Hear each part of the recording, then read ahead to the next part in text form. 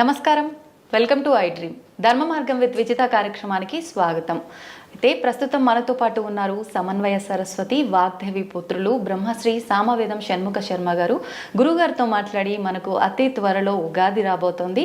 ఉగాది అనగానే మన హిందువులందరికీ కూడా నూతన సంవత్సరంగా మనందరము భావిస్తూ ఉంటాము.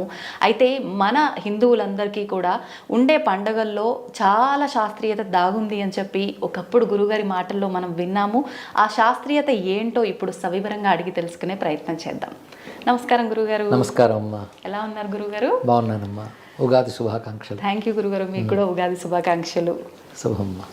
మనకి ఉగాది ప్రసాదం ఎంత ప్రత్యేకతో సాయంకాలం పంచాంగ శ్రవణం కూడా అంతే ఇంపార్టెంట్ ఆ రోజున.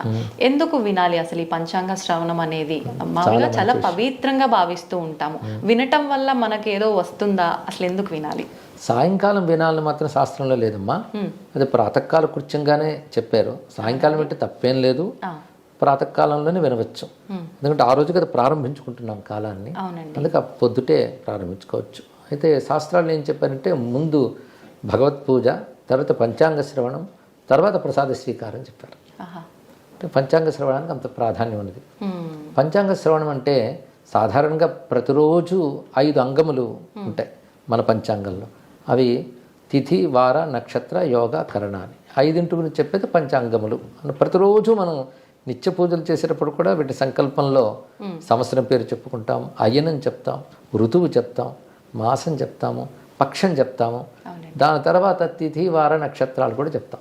కొన్ని చోట్ల యోగకరణాలు కూడా చెప్తారనుకోండి. శుభయోగే శుభకరణి అనేస్తారు తెలుసుకోకపోతే. మొత్తానికి ప్రతిరోజు పంచాంగం చెప్పుకునే మనం ప్రాతకాలాన్ని, దినాన్ని ప్రారంభించుకుంటున్నాం. ఎందుకు చేస్తాం ఇదంటే, ఒకటి ఈ రోజు గుర్తుపెట్టుకోవడం కోసం, ఒకటి. అంతేకాకుండా తిథి, వార, నక్షత్రాదులు అన్నీ కూడా కాల అంగములు. వీటికి దేవతలు ఉంటారు, అభిమాన దేవతలని, అధిదేవతలని ఉంటారు ఇక్కడ. కనుక ఈ పంచాంగాన్ని శ్రవణం చేస్తే ఆ కాల దేవతల అనుకూలత, అనుగ్రహం మనకు లభిస్తుంది. అదొకటి. ముఖ్యంగా ఈ రోజున పంచాంగ శ్రవణంలో చేసేది అంటే సంవత్సర స్వరూపం మొత్తం తెలుసుకుంటారు. ఈ సంవత్సరం ప్రారంభమైంది, ఏ రోజున ప్రారంభమైంది, ఏ వారం నాడు, ఆ వారం ఏ దేవత ఉన్నారో అదే సంవత్సరానికి రాజు అవుతుంది. ఉదాహరణకు ఇప్పుడు విశ్వావసనామ సంవత్సరం ఈ ఏడాది ఆదివారం ప్రారంభమైంది కనుక సూర్యుడు రాజు అయ్యాడు. అలా సూర్యుడు రాజు అయితే మిగిలిన వాళ్ళు ఏమవుతారో సర్వగ్రహములు చెప్తారు. గ్రహములు, గ్రహ దేవతలు అవి చెప్పుకుని సంవత్సరానికి రాజు, సేనాపతి, మంత్రి అని వాళ్ళకు పదవులు ఇచ్చినట్లుగా చూపిస్తారు. అది ఊరికేనే ఇచ్చినట్లు కాకుండా వాళ్ళు వేటిని నియంత్రిస్తుంటారో చెప్తారు. ఆ గ్రహం యొక్క అధీనంలో ఏముంటుంది. సేనాధిపతి అంటే అతని అధీనంలో సైన్యాదులు ఇవన్నీ నడుస్తాయి. దాని ప్రభావం కాలం మీద ఎలా ఉంటుందో చెప్తారు. ఇలా సంవత్సర స్వరూపాన్ని తెలుసుకుంటూ ఈ సంవత్సరంలో రాబోయే ముఖ్య పర్వాలు ఏమిటి, అలాగే మూఢాలు ఎప్పుడు వస్తాయి, ముహూర్త కాలములు ఎప్పుడున్నాయి, గ్రహణాలు ఎప్పుడు వస్తాయి, అలాగే పర్వకాలముల్లో ముఖ్యంగా పుష్కరాలు లాంటివి ఈ సంవత్సరం ఎప్పుడు వస్తాయి, ఇవన్నీ ఆ రోజు చెప్పుకుంటాం. సంవత్సరం గురించి ఒక అవగాహన వస్తుంది. దాన్ని బట్టి ఈ సంవత్సరం ఎప్పుడు ఏం చేయాలో మనకు ప్రణాళిక ఏర్పడుతుంది. పైగా వృత్తులు మొదలైన చేసే వాళ్ళకు కూడా ఏ వృత్తికి ఏ మాసం, ఏ తిథి, ఏ ముహూర్తం అనుకూలము కూడా చెప్తారు. వీటిలో వర్షాల మీద ఆధారపడే వ్యవసాయదారులకు కానీ, వ్యాపారవేత్తలకు కానీ, వాళ్ళందరికీ ఏ వస్తువులకి ఈ ఏడాది మంచి లాభం ఉంటుంది, ఇలాంటివి కూడా ఈ గ్రహ పరిస్థితి బట్టి పంచాంగం చెప్తుంది. ఇవన్నీ వినడం వల్ల వారి వారి వృత్తుల్ని, వ్యాపారాలను కూడా ప్రణాళిక వేసుకోవచ్చు. సంవత్సరం గురించి తెలుసుకుంటారు. పైగా సంవత్సరం కూడా దేవతా స్వరూపంగా మనం భావిస్తాం. దానికి విష్ణు శాస్త్రంలోనే అహ సంవత్సరో వ్యాళ, ఋతు సుదర్శన కాల, ఇలాంటి నామాల్లో ఋతువులు, సంవత్సరము భగవన్ నామాలుగా చెప్పాం. అందుకే సంవత్సరాలు 60 కూడా భగవత్ స్వరూపాలే. ఈ సంవత్సరం కూడా ఆ భగవంతుని యొక్క అనుగ్రహం రావడం కోసమని ఇక్కడ పంచాంగ శ్రవణంలో సంవత్సర స్వరూపాన్ని వినడం అనేది ప్రధానంగా కనబడుతుంది.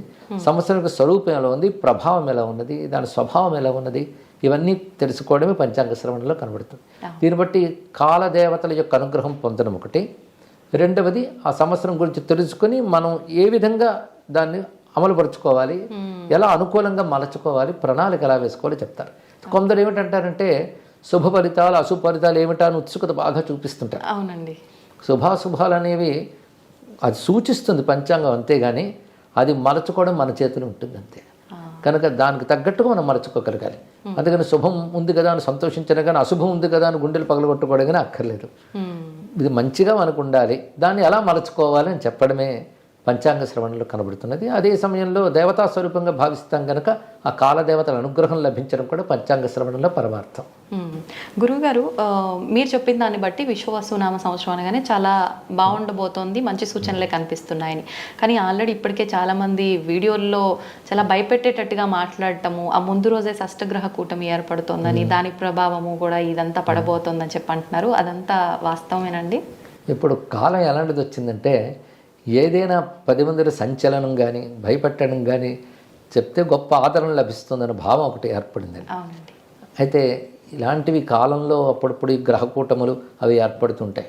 వాటి బట్టి ఏవో ఫలితాలు మనకు చెప్తూ ఉంటారు. శాస్త్రానికి కాదనవు కానీ నిజానికి చెప్పాలంటే ఎప్పుడూ భయంకరమైనవి, ప్రమాదం కలిగించేవి ఇలాంటివి జరుగుతాయి అనుకోవడానికి లేదు. ఏదైనప్పటికి కూడా సద్భావం ఉంటే తప్పకుండా అనుకూలిస్తుంది. కానీ అనేక మంది పెద్దలు ఇప్పుడు చెప్తున్న విషయం ఏంటంటే, షష్టగ్రహ కూటమి అనేటటువంటి విషయంలో భయపడవలసిన అవసరం ఏమీ లేదు, అంత ప్రమాదకరమైనవి ఏవీ లేవు. అదొకటి తెలుసుకోవాలి. ఈ సమయంలో నాకు గుర్తొస్తుంది, ఆ మధ్య ఎప్పుడో అష్టగ్రహ కూటమి లాంటిది వచ్చినప్పుడు కాంచేతేంద్రుడు చంద్రశేఖర సరస్వతి స్వామి వారు ఒక పని చేశారు. తిరుజ్ఞాన సంబంధుడైన మహానుభావుడు, గొప్ప శైవ భక్తులు ఉండేవారు. ఆయన పదిగములను రచించారు. అవి ఇప్పటికీ తమిళనాడు అందరూ పారాయణ చేస్తారు. అందులో కాలమెల్ల నల్ల నల్ల అని ఒక పదిగం రాశారు. అంటే కాలం అంతా మంచిదే మంచిదే అంటూ చక్కటి భావం. అది అన్ని కాలాలు మంచివి అనే భావం మనం తెచ్చుకోవాలి. అదేవిధంగా ఎవరికి మంచివి అంటే, ఎవరైతే భగవత్స్మరణ చేస్తూ భగవత్ చింతనతో కూడి ఉంటారో, 10 మందికి పనికొచ్చేలా ఉంటారో వాళ్ళకి ప్రతికాలం అనుకూలిస్తుంది అనే భావం అందులో ఉంది. అష్టగ్రహ కూటమి వచ్చినప్పుడు అది పారాయణ చేయమని అని చెప్పారు. అంటే కాలం మంచిదే భగవద్ ఆరాధకులకి, భగవత్ కృప కలిగిన వారికి అన్ని కాలాలు మంచివే అనేటువంటి భావన. అదే విషయాన్ని మనకు తెలుగులో రామదాస్ గారు దినమే సుదినము సీతారామ స్మరణే పావనము ప్రీతినైన ప్రాణభీతినైన నిన్నే రీతి తలచిన అన్నారు ఇక్కడ. కానీ భగవంతుని తలంచుకుంటే అన్ని సుదినాలే. అందుకే మనం దినంలో లేచేటప్పుడే భగవత్స్మరణతో లేస్తాం. 2 అందులో అన్ని శుభాలు కలిగితే సందేహం లేదు. ఏదైనా మనకు ప్రతికూలమైన కలిగినా దాన్ని తట్టుకునే శక్తి, అర్థం చేసుకునే శక్తి, మనల్ని అనుకూలంగా మార్చుకునే శక్తి భగవంతుడు ఇస్తాడు తప్పకుండా. కనుక ఏ ప్రమాదాలు ఈ సంవత్సరం చక్కగానే ఉంటుందని మనం భావిద్దాం, సందేహం లేదమ్మా. గురుగారు, ఇంకొక విషయం, మామూలుగా ఉగాది అనగానే ఇప్పుడు మీరు చెప్పినంత వరకు ప్రతి ఒక్కరూ మాట్లాడుకుంటాము, ప్రతి ఒక్కరు చెప్పేది కూడా అదే. కానీ నేను మీ వీడియోలో విన్నది ధ్వజారోహణము అని చెప్పి ఒక కొత్త విధానం గురించి. అదేంటండి, ఎవరు ఆచరిస్తారు దాన్ని? ఇది ధర్మశాస్త్రంలో ఉన్న విషయమేనమ్మా.